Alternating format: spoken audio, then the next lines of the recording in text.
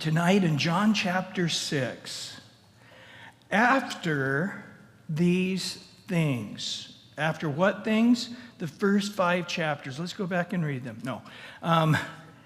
They were in Jerusalem, and they were in the southern part of the country. And Jesus, while he was there, had done many, many mighty works. The last one we had saw where he had healed the man at the pool of Bethesda. And now he's heading north to the home country. Of course, Nazareth, not too far, but really it was around the Sea of Galilee. So Jesus went over the Sea of Galilee. Now the word sea, in many languages, is simply water. And we have it typically as, in our English, is salt water like the ocean, but that's not what the Sea of Galilee is. It's a lake. And it's not a huge lake. It's about 13 miles by 6 miles. Of course, during the drought season, it can get even smaller. And it's about 150 feet deep at the deepest part, which is pretty much the whole thing, but it's really not a very large body of water. It's the only fresh water in the country of Israel. And therefore, it's a very cherished lake. Amazing how many types of varieties of fish are in that little lake. And then, of course, from that, it drains the Jordan River that goes on down to the Dead Sea. And that's where Israel's main income is today, is from the various minerals that come out of the Dead Sea. But it's interesting enough, it's about 800 feet below sea level. So it's the lowest fresh-bodied water on the planet Earth, is the Sea of Galilee. So when you think about it, Jesus did almost all his ministry below sea level. That's weird. And then Jerusalem's about 3,000 feet above sea level, so it's quite a little climb. Now, the lowest spot on earth is the Dead Sea. So, in that little tiny country of Israel, it's so many fascinating things. The lowest location on earth, the Dead Sea, which is the lowest bodied water on earth, the Dead Sea. And then you've got the Sea of Galilee. And around the Sea of Galilee's beautiful mountains. You've got the Golan Heights, gorgeous mountain ranges. And the Sea of Galilee is also known as the Sea of Tiberias because across from Capernaum is the city of Tiberias. Herod, who built the temple, who tried to put Jesus to death, he built a city there to dedication to by Tiberius, the Roman leader. But so Jesus was down around that sea. My son Nathan went hitchhiking through Israel after he spent a semester there studying with our Calvary Chapel Bible College, and what do you call it? Bumming. And he just sort of went there and hung out with people and ate their food and put a sleeping bag next to their fire and just cruised around the Sea of Galilee. Pretty fun thing to do. It's really a real tourist. People of Israel go there to hang out, and interesting, beautiful resorts all the way around there. And now a great multitude followed him. So the people were up in Jerusalem. Jesus was the talk of the country and beyond. And now he's back in his home area, and it's quite a stir. And they're there, and they saw his signs and his performed on those who were diseased or the sick. So this was a great group of people that had seen him in Jerusalem and the miracles he had done. But Jesus went up on the mountain, so one of the mountains away from the Sea of Galilee a bit, and there he sat with his disciples. So picture in the distance, way down the mountain there, you can see the Sea of Galilee in its totality, and you know how high up. I mean, it can go quite high. but the hills, and then the hills get a little bigger, and Jesus is one of those, and he sees the multitudes coming. Again, there are a lot of reasons for that because it was such a huge group. We're going to find out 5,000 men plus women and children. So there's always more women and children. So if there's 5,000 men, you could easily say one woman, one child more per man, easily 15,000, probably much more than that.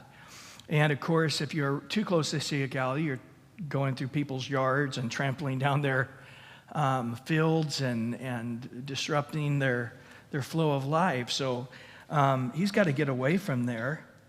And so he does, and he's looking there. He's sitting with his disciples, watching this incredible multitude coming at him. And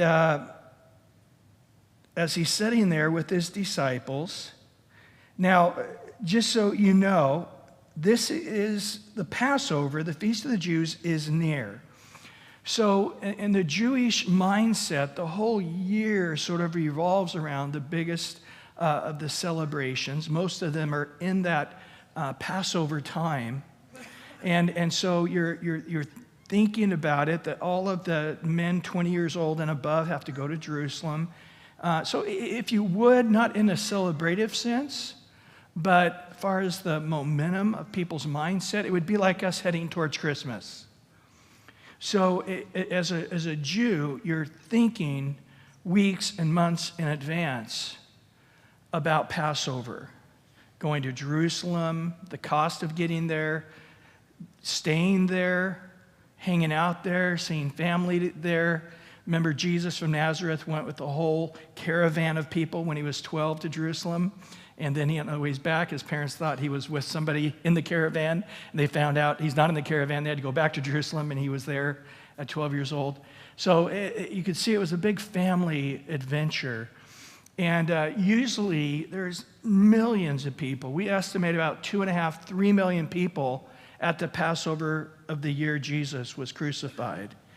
And it's typically a city at that time of about 400,000 people. So it's a big city, but not that big comparatively. So so just sort of give you an idea how the people are thinking.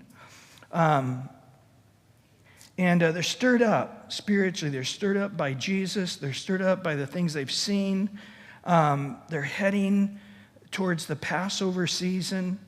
Jesus is on the mount looking down, and this multitude, massive amount of people coming his way. And as he lifted up his eyes, seeing the great multitude coming towards him, he said to Philip, "Where shall we buy bread that these may eat?" Now, Philip shows up 3 times in the Gospel of John, and we saw him in chapter 1. And now we see him here again, and we learn that he's a rather meticulous guy. And Jesus, knowing his meticulous mind, is testing him, teasing him, stirring his faith up, and to get him outside his little mathematician mind, his detailed mind, to think in a different way, a bigger way. And Jesus just sort of shocks his system, going, how would you, if I gave you the job of getting some food for all these people, how would you do that? And of course, as always in verse 6, this Jesus said to test him, for he himself knew what he would do. Now, we don't know what it was like when Jesus said this, but I got a feeling he was laughing. Hey, Philip, I'm delegating the job for you to go get food for all these people. And Philip is like, oh my goodness, 200 denarii worth of bread. A denarii was a day's wage, so about 7 months, 200 days worth of money. I mean, you're basically saying, almost over a half a year's salary still wouldn't be enough, sufficient for them, that every one of them may have a little. So when you're dealing with that kind of mass amount of people, even if you were to go to the largest city, Tiberias, and say, hey, I want to hit all the bakeries right now and try to get enough bread for 5,000 men plus women and children, I don't think all the stores even in 2 or 3 of the towns would have that much bread on hand to buy like that. But on top of that, how do you get it there? How do you get it from one location out to the middle of nowhere? Giant carts and oxen, and even then just transporting it would take days maybe. And then on top of that, to try to get all the necessary things to make that happen, it's virtually impossible with man to make such a thing happen. And he says that even just to give everybody a couple of bites, it would be virtually unattainable at this moment. But one of his disciples, Andrew, what's his claim to fame? Simon Peter's brother. Ouch. Brothers don't like that. And they said to him, well, there's a lad who has 5 barley loaves and 2 small fish, but what are these among so many? So again, what was Andrew? Was he being funny? Was he being sarcastic? Was he being stirred up in faith and saying, the fact is nobody brought any food out here. They were just so excited and didn't know exactly how far they would be going when they started this journey. I don't think they quite calculated all in the things they would need to get out here. They knew you were up here somewhere. They didn't necessarily know you were way up on this mountain, and until they got here. And the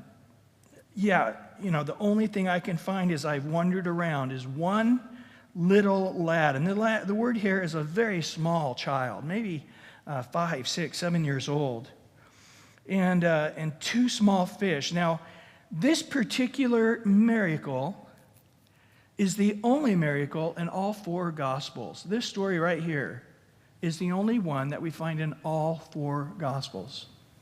So it's an important story in the Bible here.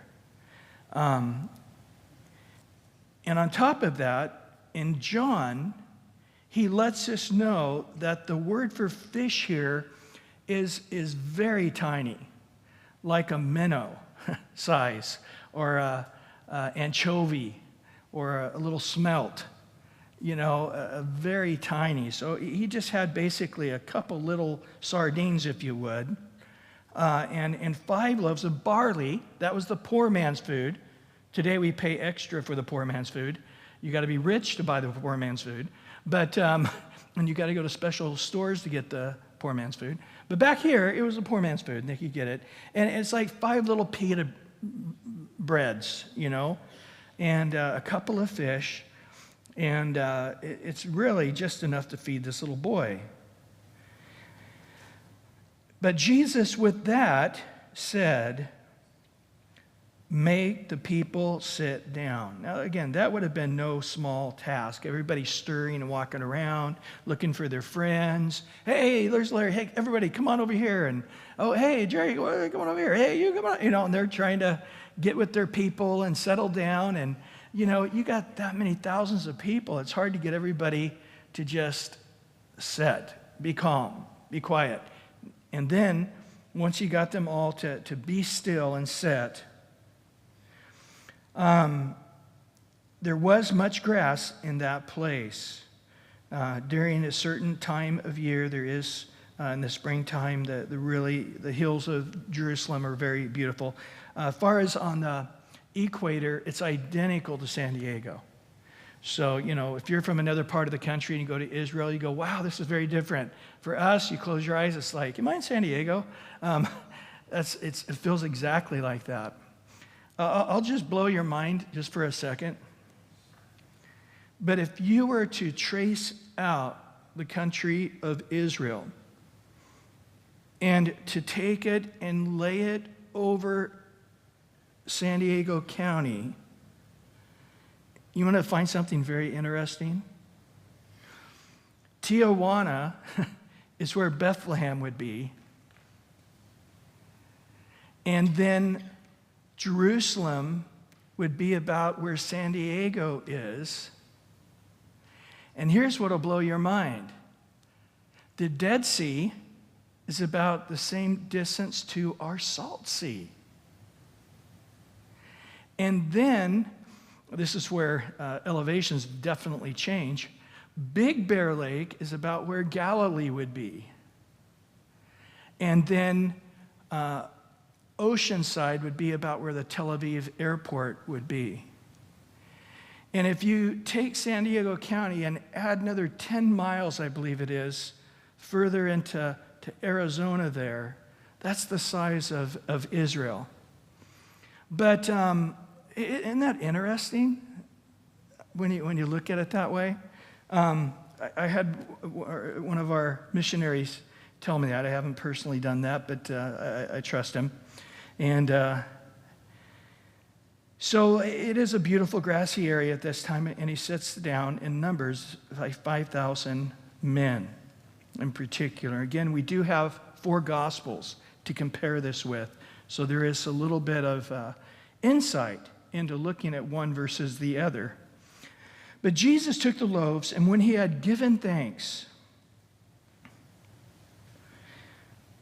he distributed them to the disciples, and the disciples to those sitting down, likewise of the fish, as much as they wanted. So, again, Jesus was a servant of servants. And he takes a little basket with some bread and the fish and probably put into a few baskets, break it up a little bit. And then as he takes the basket and puts in his lap, he's, thank you, Father, for this. And as he begins to give thanks with what he has and breaks it, it begins to multiply. And in essence, every piece of food somebody put in their mouth had been blessed and touched by Jesus. That would be a pretty wonderful meal, wouldn't it? Just for that alone.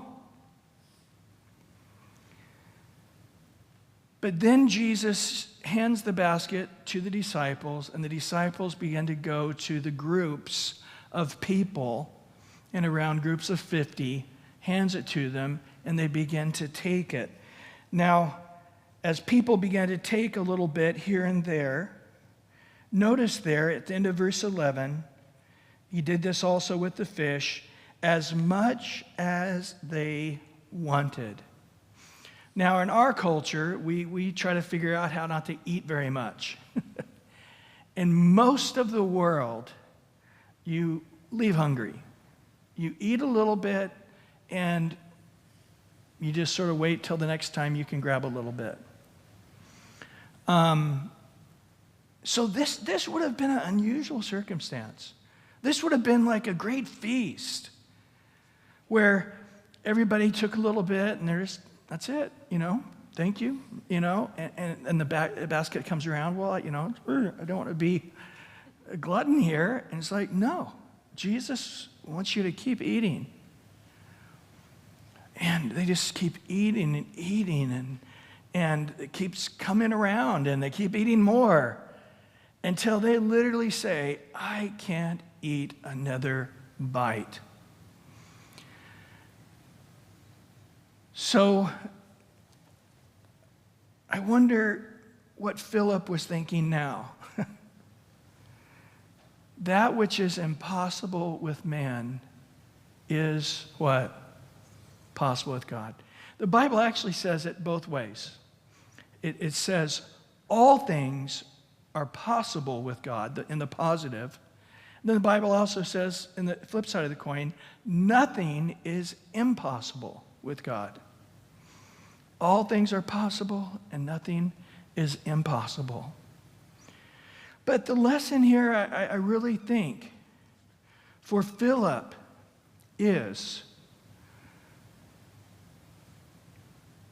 when the Lord is leading you to take care of his people, whatever you have in your hand will be sufficient.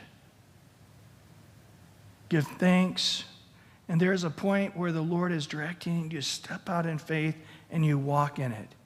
And when we look to the hall of faith, this is what all the men of old, of every man that gained approval in the eyes of God did. They had their tiny little bit, and they did tremendous things at, not presumption, but at the word of the Lord. Abraham, just take your 2 little feet, and wherever you walk, I'm giving that to you. Be it unto you according to your faith. Now, you can't just say, well, I'm going to start walking. Wherever I go, God's going to give it to me. No, it's got to be directed by the Lord. If not, it's presumption. Moses, take your staff. That's all I got. These sheep aren't even mine. That's all I got. That's all you need, Moses. Obedient heart, full of faith, and your staff. You don't need anything else. And go. And there they are before the Red Sea, and he touches it, boom, and it opens. And again, I think we often think of this little, like the size of a ditch opening up. Guys, it says they all went through across the Red Sea.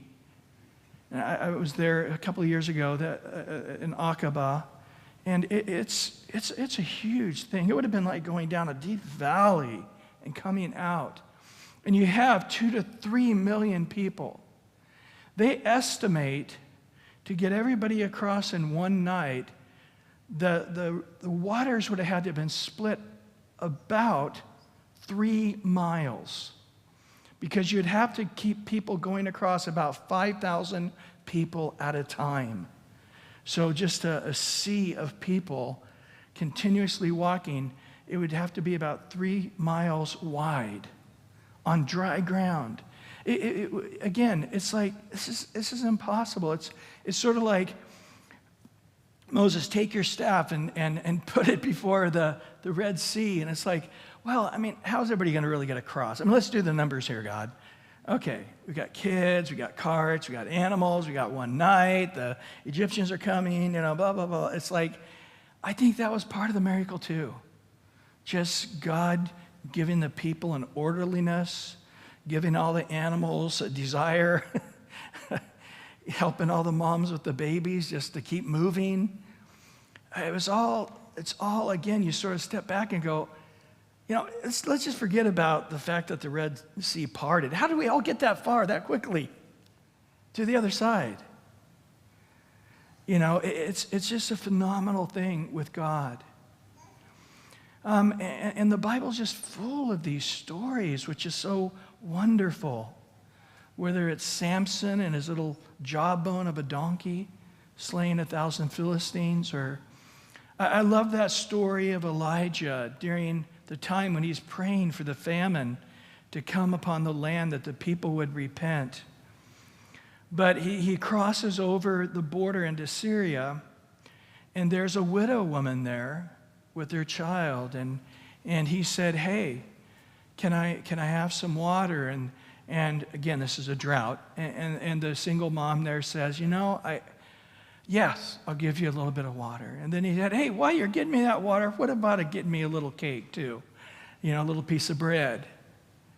And she turns around and just says, look, I've got a little bit of water. I've got a tiny bit of meal. Me and my son, we're going to make one little final cake. We're going to split it, and then we're dying.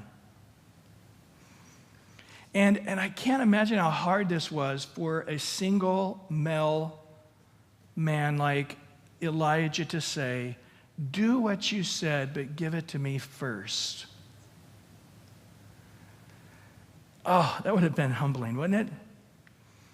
And there she goes by faith, and she makes it, and it says the water never emptied out until the famine was over, and the mill never emptied out until the famine was over, which was 3 years. It's a powerful thing when you see this constant thing through the Bible. It's not once or twice. It's many, many times. All we have is that which is in our hand, a little bit, whether it's a staff, or whether it's a rod, or whether it's a little bit of water, or a little 5 cakes and a couple of fish. In the hands of the Lord, and that's the thing, by faith it's got to be surrendered to God. If you're walking by faith in trusting in God, you'll find that what you have is enough. And I know people often wrestle, especially new Christians, trying to figure out the tithes and the offering. And you do the math and you're like, I don't even know how I'm going to make it through this month, even if I didn't give 10% and above that of an offering. And I agree.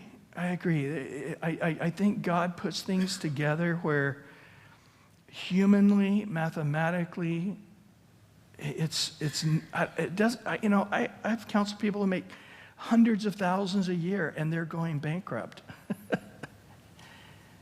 and you're like, what in the world? And you got a psychologist for your dog? It's like, well, he's very depressed and this guy comes highly recommended.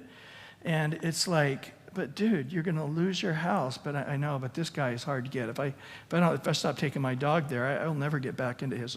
It's like, dude, take the dog for a walk and save, $6,000 a year on the dog psychologist. It's amazing how people can get so nuts on how they deal with things. And I understand. You can walk by faith, or God will choose for you to walk by faith. I encourage you to do it on your own. Because when God puts you between the rock and the hard place, it's going to be a powerful moment. But God loves us too much to leave us in a place of not walking by faith. And so I could imagine Philip just going, wow, I did not see this calculation. I did not see this possibility. And I'm wondering if Andrew is there thinking again, wow, I really didn't think Jesus was going to take that little boy's food. It's like, here, Jesus. It's like, okay, yeah, let me have it. And here's this little boy. But he got all that he wanted and more. He had every bit of food touched by Jesus, blessed by Jesus. And, you think about this little guy. There may have been one moment in all his life where he got to be used so greatly for God. But yet this moment happened. We're going to get to heaven and meet this guy and, yeah, dude, I was the one with the loaves and the fish. Dude, I read about that. That was in all 4 Gospels. That's me, yeah. It's like no big giant claim to fame after that, but he sees that moment. And there is an incredible joy when you walk by faith and see the Lord work in such a powerful way. Well, when they were all filled, he said to his disciples, gather up the fragments that remain so that nothing is lost. And they gathered them up, filled 12 baskets with the fragments of 5 barley loaves, which were left over by those who had eaten. So they ended up with far more than they had started with. And so I think it was sort of just the staying power with the disciples walking away with these bags of food, of all of this bread. And they're going, now, how did we came out here with nothing and we ended up with, grocery bags full of this stuff? But those men, when they had seen the sign that Jesus did, they said, this truly is the prophet who has come into the world. Now, remember back in John 21, they asked him, are you the prophet? And he said, I am not the prophet. No. And John the Baptist had said that. He had said that. He had made it clear. And in Deuteronomy 18:50, the prophet is referring to Moses speaking and saying there's one that's going to raise up after me, referring to Joshua in the immediate, but ultimately Jesus. But again, this was not the one that they were referring to. But when Jesus perceived they were about to come, and notice this, take him by force to make him king, he departed again to the mountain by himself alone. So Jesus, when he perceived what they were getting ready to do, just took off. And it's like, where did he go? He's gone. He split. Now, there would be a day, guys, an appointed day by the Father, where the multitudes would come out to Jesus, sing, Hosanna, Hosanna, blessed is he who comes in the name of the Lord. Jesus would come on a colt which no man had ever rode upon. And he would come into the Jerusalem through the eastern gate, as the Messiah one day will do again with all of us. And they were scolding Jesus, saying, this is the prophetic word of the Messiah. What are you doing? Scold them. And Jesus said, if these guys didn't do that, the rocks would have cried out. So what they were sensing was correct. But we're going to find out later in this chapter, the reason they wanted Jesus to be king is because they wanted another mill. They wanted him to do more signs and wonders. And we'll find out in the Gospel of John, that is not the faith that Jesus wants. Again, the faith comes by hearing and hearing the Word of God. Faith does not come by sight. And you know, the children of Israel, they went across the Red Sea, and they were there dancing and praising God. And 3 days later, there was no water, and they were getting ready to kill Moses. We should have stayed in Egypt. We need to go back. And then the Lord brought water out of the rock and so forth. But they continued that way, and they all died in the wilderness in unbelief, even though they saw the pillar of cloud by day, the pillar of fire by night, even though they ate the manna from heaven for 40 years, they had no faith. Even though they saw many signs and wonders and the presence of God was powerful, they had no faith. And so again, even though they had a deep conviction to make this happen in the human power, at the human timing, Jesus knew this was not what the Father was doing, and he got out of there. And he went this time into a mountain by himself alone. Now, we know from the other Gospels that Jesus had originally taken the disciples up on the mountain to spend time alone with them. And when the multitude showed up, the disciples were not happy about that. And when they were handing out the loaves, they were complaining. They were not like, whoo, this is wonderful, this is a miracle. It's like, we were supposed to get some rest, spend some time with you by yourself, Jesus, and these guys won't leave us alone. Jesus now goes up higher to pray and to spend time with the Father. But when the evening came, his disciples, who were trying to get away from the multitude and thought Jesus was with them on that, they were frustrated. When they went down to the Sea of Galilee and they got into a boat, and they were now going to go over again on the opposite side, this time they have to do the opposite of what they did before. Before they were going towards Capernaum, now they're leaving, or they were going toward Tiberias, now they're leaving Tiberias, going towards Capernaum, trying to go to the opposite side of the lake to get away from the multitude. It had already become dark, and Jesus had not come to them yet. And when you compare it in the other Gospels, they're just like, we're just going to go get rest.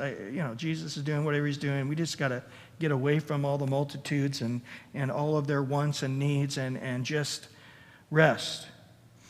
So they get into the boat, but what happened? The sea arose because of a great wind that was blowing. This was a God-appointed blowing of the wind. So when they had rowed about 3 to 4 miles, so they're about halfway out, they saw Jesus walking on the sea and drawing near the boat, and they were afraid. And he said to them, "It is I, do not be afraid." Now, the other Gospels actually elaborate that they were out there just rowing away. The seas were tempestuous.